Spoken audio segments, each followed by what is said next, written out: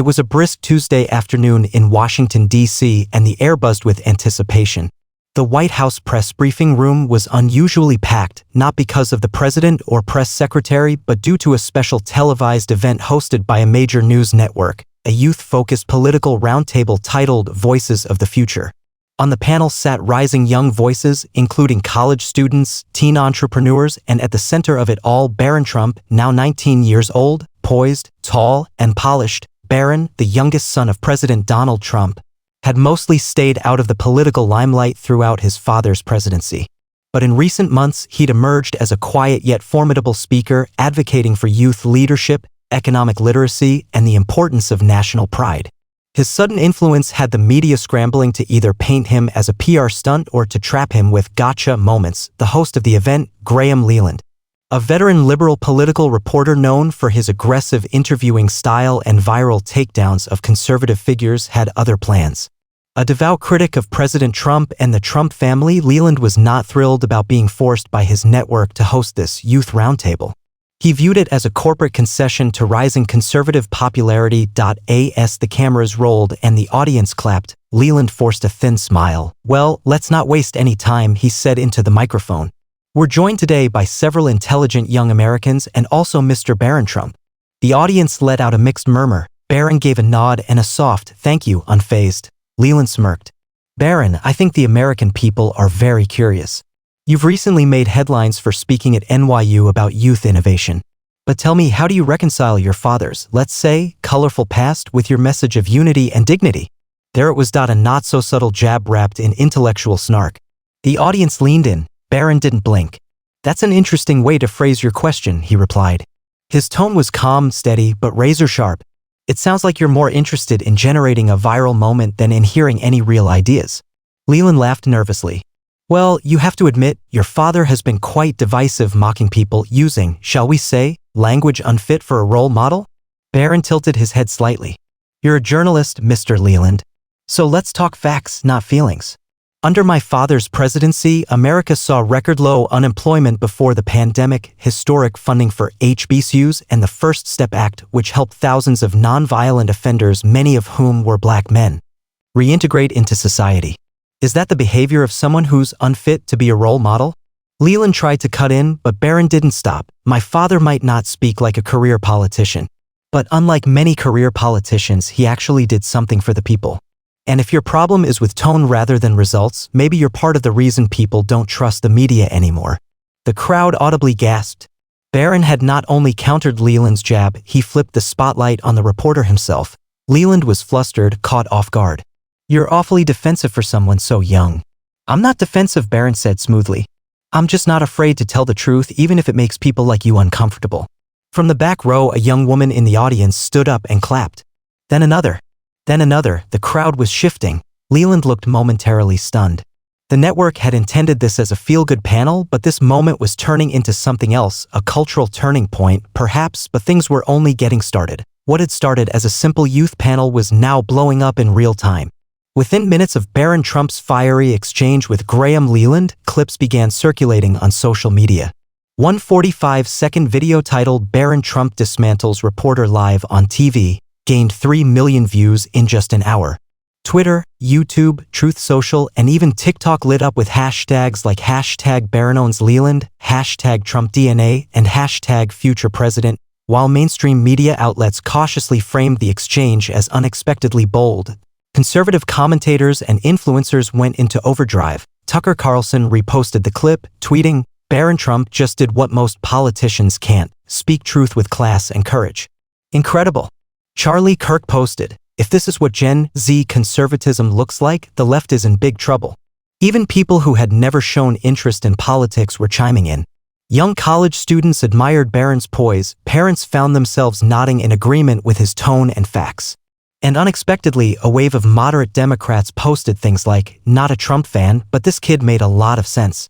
Inside the studio, however, the mood was ice-cold. As the segment ended, Leland forced a weak smile and tried to move on to another panelist. But his usual confidence had drained from his face. He kept glancing off camera, likely toward a producer who looked equally panicked. This wasn't how it was supposed to go. The gotcha moment had backfired badly. Barron sat back, relaxed, as if he had just answered a polite question on economics. After the broadcast ended, several panelists walked over to Barron to shake his hand. One of them, a self-described progressive student from Berkeley named Eli Ramirez, offered a surprising compliment. "I don't agree with a lot of your dad's policies, man," Eli said. "But the way you handled that? Respect. You kept it real without losing your cool. We need more of that." Barron smiled and returned the handshake. "Appreciate that, Eli. It's okay to disagree.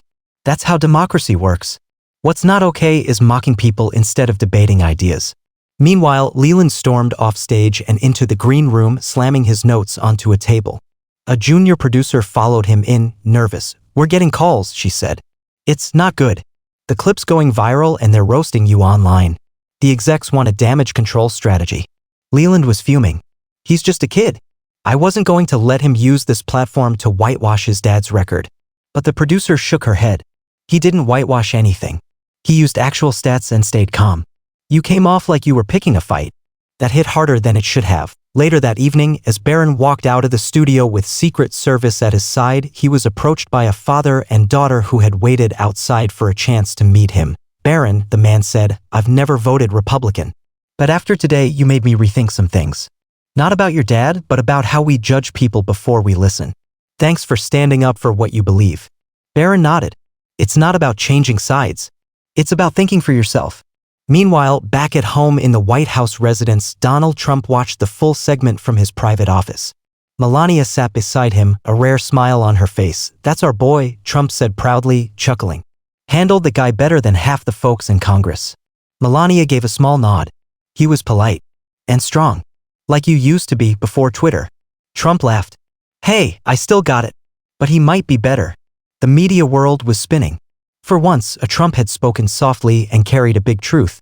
The storm was just beginning, and the next 24 hours would reveal just how deeply that one moment would shake the mainstream narrative. By the next morning, the media was in a frenzy. Cable news outlets either avoided the clip entirely or tried to spin it as Barron Trump parroting talking points. But that didn't stop the public from talking and reposting.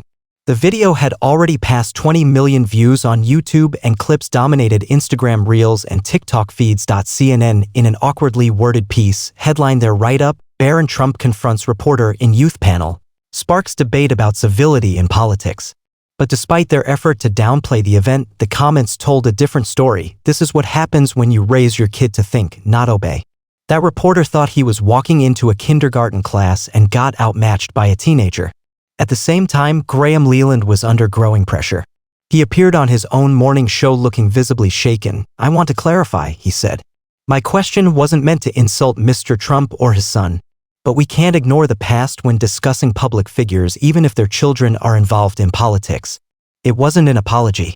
It was a justification, and it didn't sit well. Backlash hit Leland hard. Sponsors began questioning their partnerships. His producers received hundreds of emails, some threatening, most angry, and a large number from parents who felt Leland's behavior was a perfect example of adult bullying. Meanwhile, at Georgetown University, where Barron had recently enrolled in a business and policy dual major, the campus was abuzz. Most students had seen the clip, and opinions ranged from admiration to stunned surprise. In one political theory class, a professor brought up the exchange as a case study in debate strategy. "Whether you like the Trump family or not," he told the class, "that was one of the best on-camera reversals I've ever seen. No shouting, no insults, just clarity and confidence." A female student raised her hand. "But doesn't it bother anyone that a Trump is suddenly being praised just for being polite?" Another student responded, "He didn't just behave politely, he dismantled a professional journalist with facts. That's not normal, even for adult politicians." Even professors who didn't support President Trump privately admitted they were impressed. Barron wasn't just capitalizing on his father's fame, he was forming his own identity, and fast. That evening, Barron posted on X, formerly Twitter, "You can disagree with someone politically without mocking them personally. I defended my father because he's done more for this country than the media will ever give him credit for. I won't apologize for loving my family or my country." The post went viral instantly. Even some unlikely voices spoke up. Bill Maher, during his HBO show that Friday night, addressed the incident. "You gotta give it to the kid," Maher said, shrugging. Barron Trump didn't yell, didn't gloat, didn't lie, he just handled a hit piece like a pro.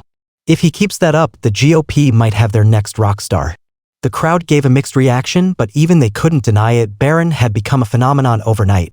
The real twist, however, came when Graham Leland's own son, a high school junior at a private school in Maryland, wrote a post on his Instagram story that went viral in its own right. Kinda weird seeing your dad try to bully a kid on national TV and get schooled. Not proud today. The story was screenshotted, reshared, and quickly picked up by outlets across the political spectrum. It struck a nerve. Barron hadn't just out-argued a journalist, he'd made him look like the immature 1.as. For Barron, he wasn't gloating. In fact, when asked by a student reporter on campus if he planned to do more TV appearances, he simply said, "I'm not here for fame. I'm here to speak when it matters. And to make sure my generation doesn't grow up afraid to tell the truth." 2 days after the viral storm, Barron Trump received a formal invitation from Fox News Sunday to appear in a sit-down interview with anchor Shannon Breyer. The request wasn't just a ratings grab, it was a recognition that Barron's voice now mattered to millions of young Americans. At first, he declined. But after a conversation with his father, who smiled with a familiar glint in his eye and said, "You've already won the war, now show them it wasn't luck," Barron agreed. The interview was scheduled for Sunday evening, and the anticipation was electric. Fox News promoted it with trailers highlighting the words, "He went viral for defending his father. Now Barron Trump speaks directly to America." When the segment aired, the setting was calm. A modern studio, soft lighting, no political banners. Just Shannon and Barron seated across from each other, sipping coffee.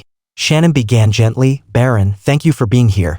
"Happy to," Barron replied, composed as ever. She didn't waste time. "Did you expect your panel moment to explode the way it did?" Barron chuckled. "Not really. I didn't go there to go viral. I just didn't want someone insulting my father while pretending to ask a question. But people say you're not just defending your father, you're stepping into his political legacy.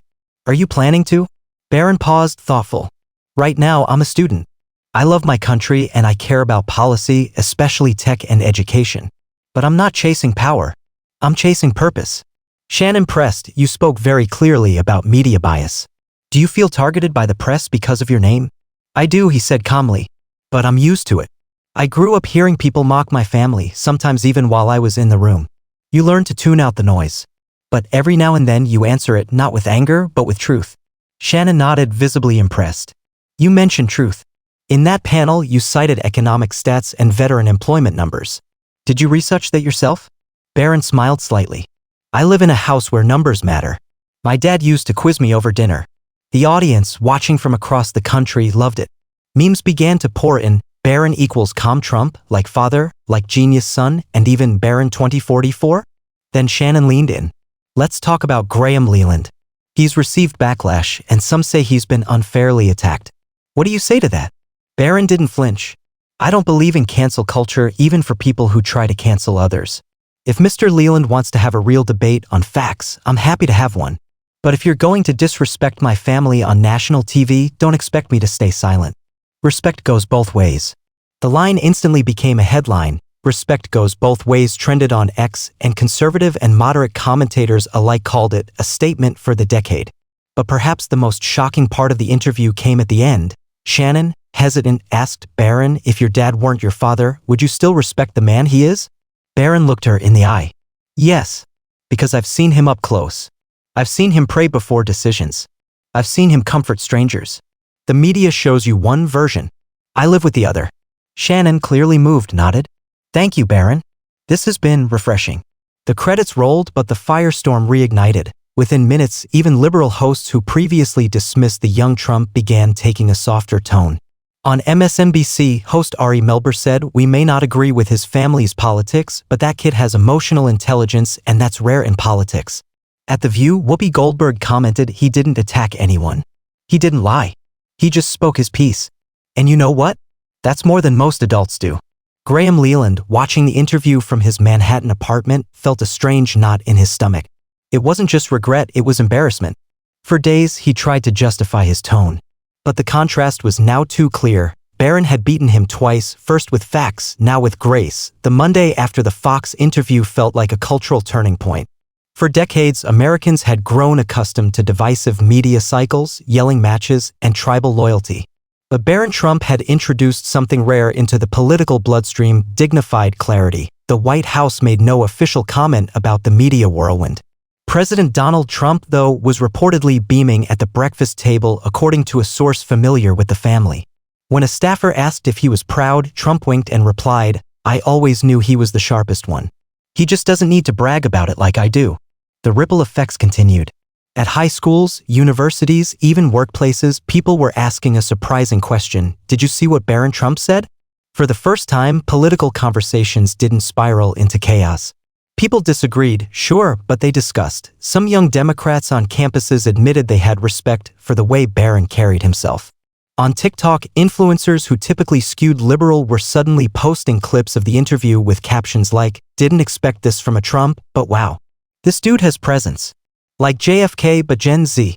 Barron Trump just changed my whole view on political legacy, kids." Meanwhile, Graham Leland, once a sought-after guest for his sharp edge, was now facing internal pressure from his network. Ratings for his evening show dropped by nearly 30% in just 3 days. More importantly, the advertiser emails had taken a new tone. "We support freedom of the press, but we also support civil dialogue." Mr. Leland's recent conduct is concerning. In a hastily arranged internal Zoom meeting, executives from the network met with Leland.